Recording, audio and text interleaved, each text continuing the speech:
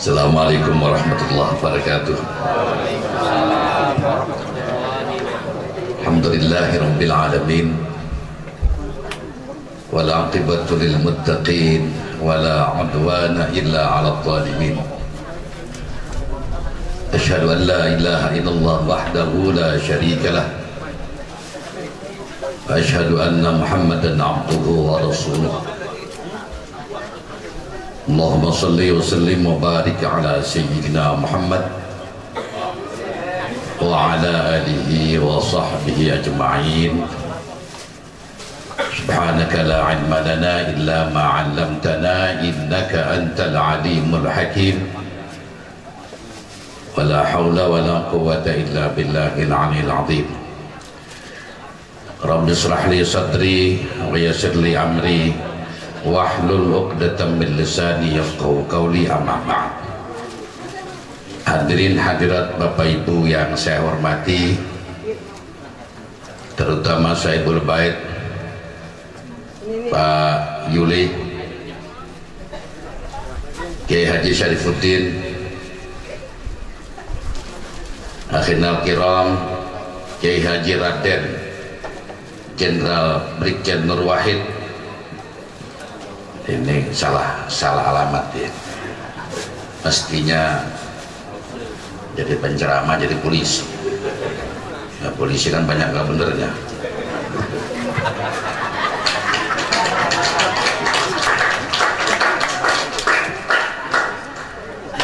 Serta para asatidz lainnya, mohon maaf yang tidak saya sebutkan satu persatu, namun tidak mengurangi rasa ta'zim saya kepada antum semua. Malam ini kita merayakan kelahiran baginda Rasul sallallahu alaihi wasallam. Ayatnya sudah pada hafal, saya tidak sampaikan. Lalu pesan apa yang dibawa baginda Rasul? Yang pokok cuma dua.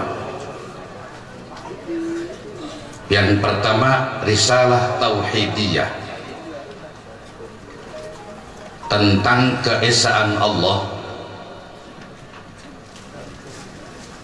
Kalau dirunut ke bawah terus akan membentuk ketakwaan dan keimanan. Dirunut ke bawah lagi, ujung-ujungnya pesan yang kedua, soal akhlak.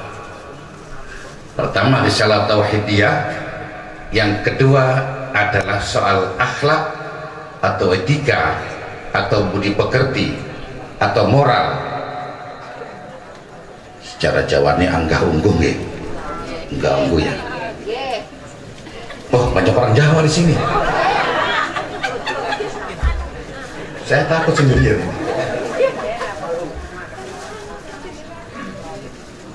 Ketika baginda Rasul belum mendapatkan tugas dari Allah Subhanahu wa Ta'ala, masyarakat Arab dikenal dengan masyarakat yang jahiliyah. Kenapa disebut jahiliyah? Karena tidak mengenal Sang Khaliq, Allah Subhanahu wa Ta'ala. Kalau budayanya sangat maju.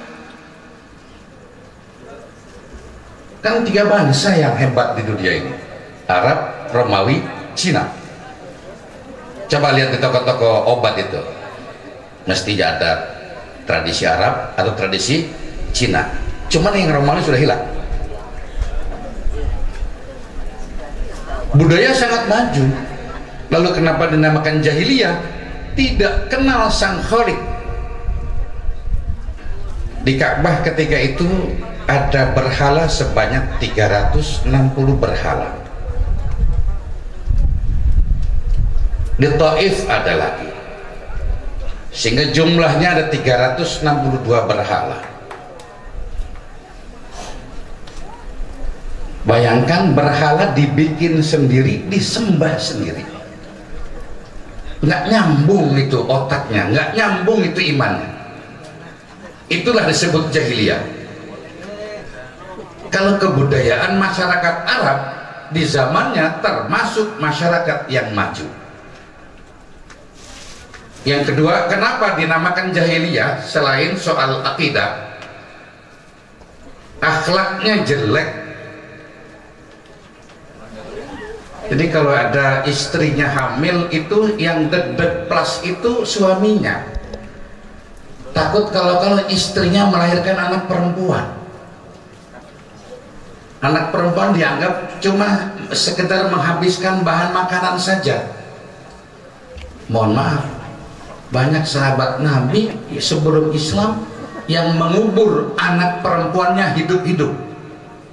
Bukan digantung, bukan dipancung, dibikinin lubang, dijorokin, dikasih, diurut pelan-pelan, dibunuh pelan-pelan. Sangat kejam, sadis. Ketika baginda Rasul diutus, semuanya ini dihilangkan. Bahkan kaum perempuan diangkat, martabatnya tinggi-tinggi. Al-jannatu tahta aqdamil. Cuma dasar perempuan dari rusuk yang bengkok. Di neraka pun yang paling banyak juga perempuan. Terus gitu. Nanti diterusin nama Kiai Jenderal ini.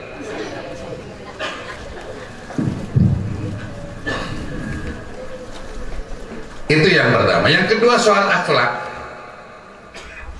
Antara kabilah satu dengan kabilah lain saling tempur. Nyawa manusia sangat tidak berharga. Baginda Rasul diutus, innama bu'attu liutammima makarimal akhlak. Kaum perempuan diangkat derajatnya tinggi-tinggi, hak asasi manusia dijaga seutuhnya. Baginda Rasul diutus bukan hanya untuk bangsa Arab. Nabi-nabi sebelumnya itu diutus sektoral, hanya untuk kaumnya. Nabi Ibrahim untuk bangsa Yahudi, bangsa Israel, agamanya Yahudi. Nabi Isa juga untuk orang Yahudi. Tapi kalau Nabi Muhammad SAW untuk semua umat manusia. Wa ma arsalnaka illa rahmatan lil alamin.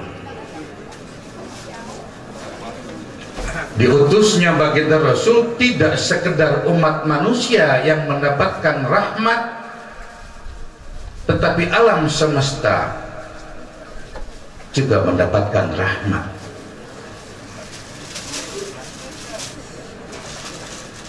Jadi kalau ada umat Islam yang mulutnya becek,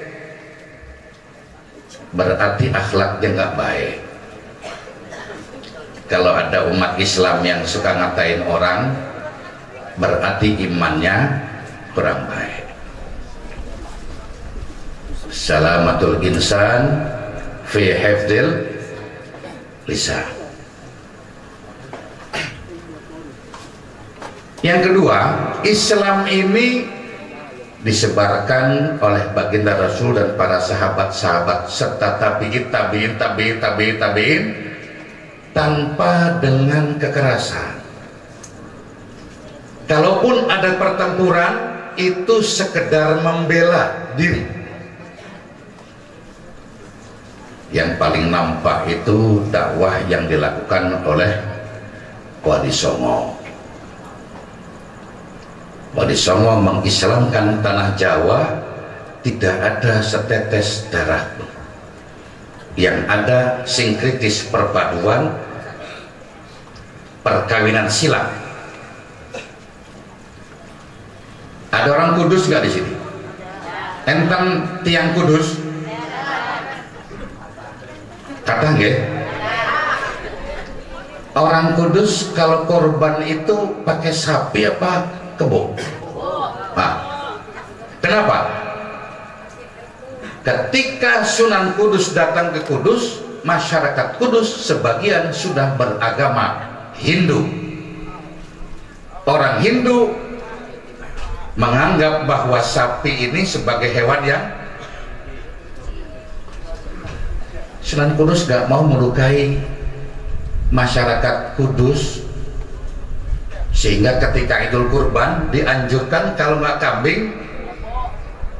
Sampai sekarang kan Bu, itu artinya para wali songo menyebarkan Islam, mengedepankan kearifan lokal.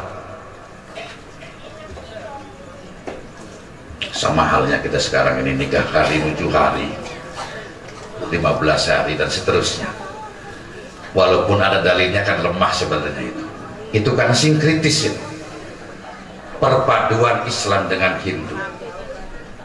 Sebelum Islam datang, kalau ada orang meninggal itu lek-lekan, begadang, leres nggak? Ini karena banyak bahasa Jawa, saya pakai bahasa Jawa campur-campur lah.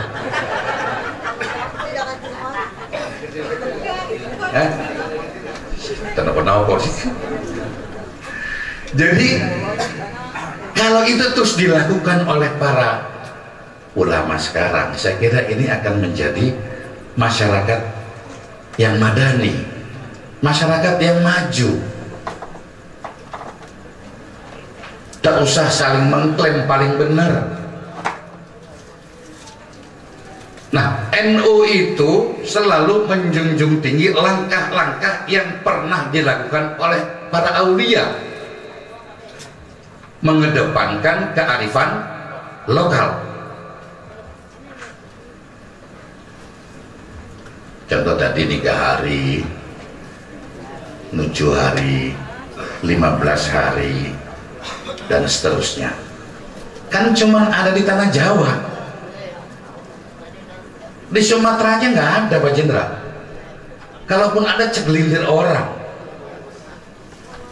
Di Kalimantan juga segelintir orang, paling sekumpul atau Banjarmasin sekitar situ aja. Kalau di tanah Jawa hampir dari ujung ke ujung, hampir dari ujung ke ujung melaksanakan kegiatan ini. Dan ini dilakukan serempak oleh masyarakat di pedesaan.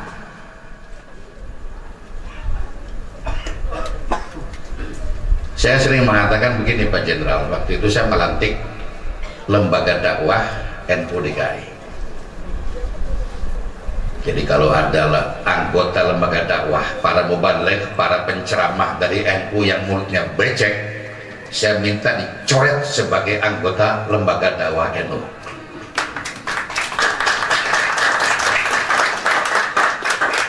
Kalau Kiai Jenderal ini kejam, saya lebih kejam Pak.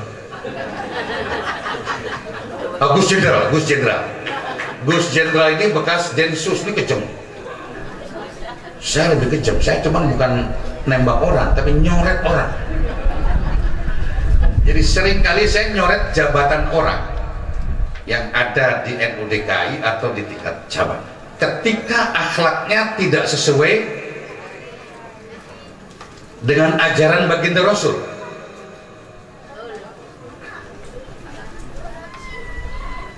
Mestinya seorang ustadz, seorang kiai, seorang mubaligh itu dapat meneladani akhlak yang baik supaya dapat diikuti oleh masyarakat.